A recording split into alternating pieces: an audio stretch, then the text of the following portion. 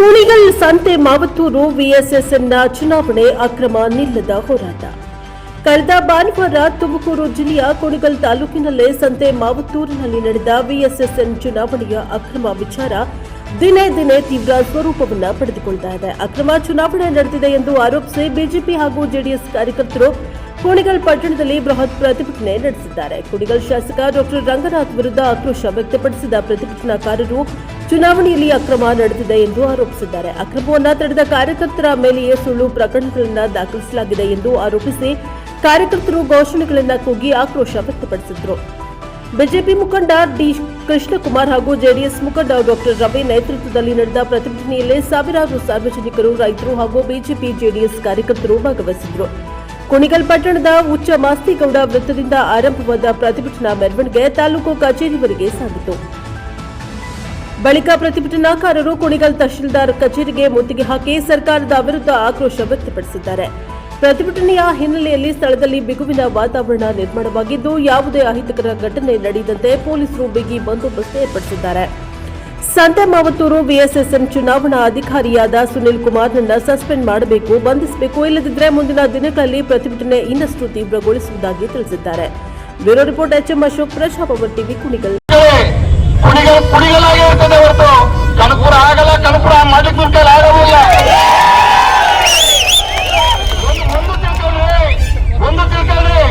ಬೆಂಗಳೂರು ಗ್ರಾಮಾಂತರಕ್ಕೆ ಬೆಂಗಳೂರಿಗೆ ಸೇರಿಸ್ಕೊಂಡ್ಬಿಟ್ಟು ನಾನು ಕನಕಪುರ ಮಾಡಕ್ ಹೊರಟಿದೆಯಲ್ಲ, ಬೆಂಗಳೂರಲ್ಲ ಕುಣಿಗಲ್ ತಾಲೂಕು ಎಲ್ಲಿಗೋದ್ರೂ ಕೂಡ ಕುಣಿಗಲ್ಲಾಗೆ ಇರ್ತದೆ ಹೊರತು ನೀನ್ ಅನ್ಕೊಂಡಂಗೆ ಏನು ನಿನ್ ಬೆಳಕಾಳು ಬೇಯಲ್ಲ.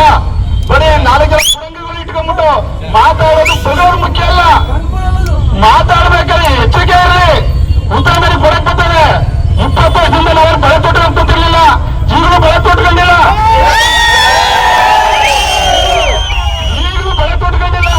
ರಾಜಕಾರಣದ ವಿಚಾರ ಬಂದಾಗ ಮತ್ತು ಕುಟುಂಬದ ವಿಚಾರ ಬಂದಾಗ ಇವತ್ತು ಬೇಗೂರು ದಾಸೇಗೌಡ ಮಕ್ಕಳ ಹೊರತು ಬೇರೆ ಯಾರಲ್ಲ ಅಂತಕ್ಕಂಥ ನನಗೆ ಗೊತ್ತದೆ. ಹಿಂದೆ ಯಾರ್ಯಾರಿದ್ರು ಏನೇನು ಮಾತಾಡ್ತಾ ಇದ್ರು, MLA ಆಗಿ ಮಂತ್ರಿ ಆಗ್ಬೇಕಾಯ್ತು. ಪಾಪ ಅವ್ರು ಹಂಗೆ ಮಾತಾಡ್ಕೊಂಡ್ರೆ ಕಾಲ ಕಳೆದ್ಬಿಟ್ರು. ಈಗಿರೋರು ಅದೇ ರೀತಿ ಮಾತಾಡ್ಕೊಂಡು ಕಾಲ ಕಳೀತಾವ್ರೆ. ಅವ್ರಿಗೇನು ನಮ್ಮ ಕುಟುಂಬದ ಚರ್ಚೆಯನ್ನು ಅವಶ್ಯಕತೆ ಇಲ್ಲ, ಮಾತಾಡಕ್ಕೈತೆ.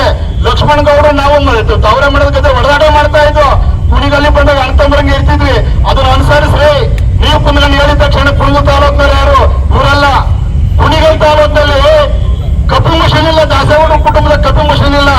ಕುಣಿಗಲ್ ತಾಲೂಕಲ್ಲಿ ದಾಸೇಗೌಡ ಕುಟುಂಬಕ್ಕೆ 1 ಲಕ್ಷ ಓಟ್ ಹಾಕವ್ರೆ. ನಿಮ್ಗೆ ಎಷ್ಟು ಜನ ಓಟ್ ಹಾಕವ್ರೆ? ನಿಮ್ಗೆ ಎಷ್ಟು ಜನ ಓಟ್ ಹಾಕವ್ರಿ? ನಿಮ್ಗೆ ಅದನ್ನ ಲೆಕ್ಕ ಹಾಕೋ. ನಮ್ಮ ಕುಟುಂಬಕ್ಕೆ ಕಪ್ಪು ಮಿಷನ್ ಇಲ್ಲ. ಜನಗಳ ಪ್ರೀತಿ ವಿಶ್ವಾಸ ಇರೋದಕ್ಕೆ ಇವತ್ತು ನಮಗೆ 1 ಲಕ್ಷ ಓಟನ್ನು ಹಾಕಿದ್ದಾರೆ. ಅದು ಏನು ಅಂತಕ್ಕಂಥದನ್ನ ಲೋಕಸಭಾ ಚುನಾವಣೆ ನಾವು ತೋರಿಸಿದ್ವಿ.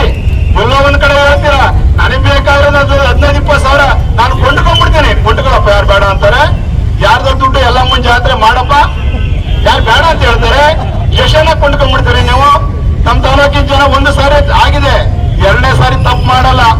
ಈ ಗೌರಿ ಯೋಜನೆಯಿಂದ ಈ ರೀತಿ ಮಾಡೋದ್ರಿಂದ ಸಹಕಾರಿ ಕ್ಷೇತ್ರ 25 ವಿಎಸ್ಎಸ್ಎನ್ ಸೊಸೈಟಿಗಳಿದಾವೆ. 180ಕ್ಕೂ ಹೆಚ್ಚು ಹಾಲು ಉತ್ಪಾದಕರ ಸಹಕಾರ ಸಂಘಗಳಿದಾವೆ.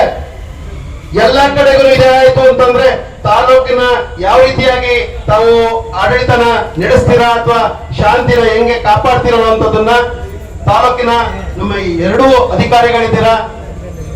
ದಯಮಾಡಿ ಇದನ್ನ ಗಮನದಲ್ಲಿಟ್ಕೋಬೇಕು. ನನ್ಗೆ ಸಹಾಯ ಮಾಡಿದ ನಾನು ಕೇಳಲ್ಲ, ನಾವು ಫೇಸ್ ಮಾಡ್ತೇವೆ.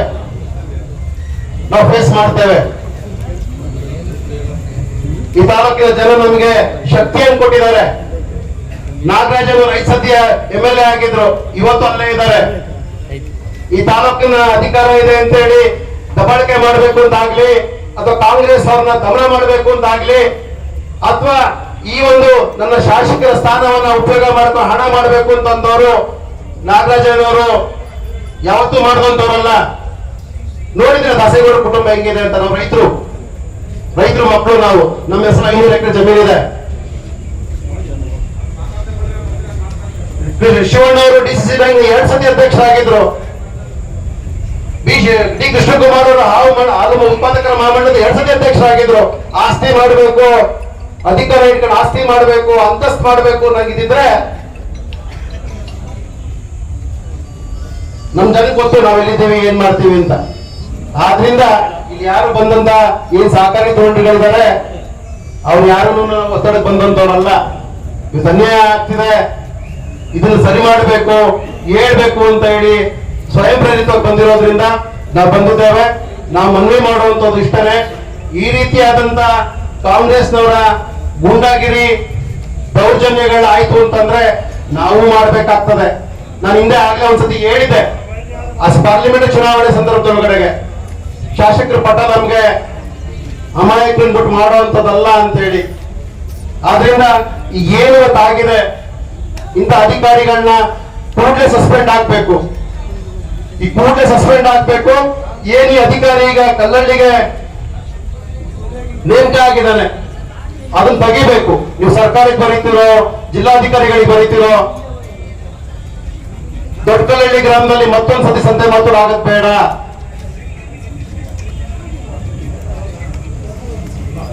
ಬ್ಯಾಲೆಟ್ ಪೇಪರ್ಗೆ ಸಿಡಿಒ ಸೈನ್ ಮಾಡಿದ್ದಾನೆ ಅಂತೇಳಿ ಕಾಂಗ್ರೆಸ್ನ ಮುಖಂಡರಿಗೂ ಮತ್ತು ಶಾಸಕರಿಗೆ ಹೇಳಿಕ್ ಬಯಸ್ತಾನೆ.